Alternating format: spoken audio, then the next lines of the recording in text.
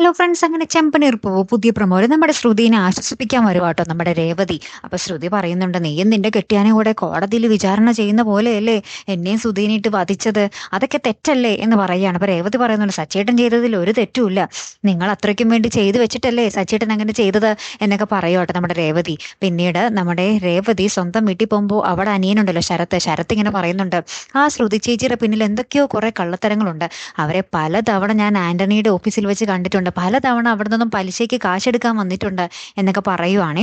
അപ്പൊ ഇവിടെ വരുമ്പോഴത്തേക്കും നമ്മുടെ ശ്രുതി ഭയങ്കര ടയേർഡായിട്ട് വരുന്നുണ്ടേ നമ്മുടെ ചന്ദ്രോദയം വീട്ടില്.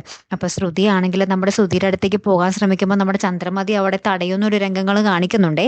ഏറ്റവും ഒടുവിൽ നമ്മുടെ രേവതി അറിഞ്ഞ, അതായത് ആന്റണിയുടെ ഓഫീസിൽ നമ്മുടെ ശ്രുതി ഇടയ്ക്ക് പോയിട്ടുണ്ട് എന്നുള്ളൊരു കാര്യം രേവതി അറിഞ്ഞ കാര്യം നമ്മുടെ സച്ചിനോട് പറയുന്നതും സച്ചി പറയുന്നുണ്ട്, എനിക്കും അറിയാം അവരുടെ പിന്നിൽ എന്തോ കള്ളത്തരങ്ങളുണ്ടെന്ന്, നമുക്കത് ഓരോന്നോരോന്നായി പൊളിച്ചടക്കണം എന്ന് സച്ചി പറയുന്ന ഒരു രംഗങ്ങളൊക്കെ തന്നെയാട്ടോ കൂട്ടുകാരെ ഏറ്റവും ഒടുവിൽ നമുക്ക് കാണുവാൻ സാധിച്ചതേ.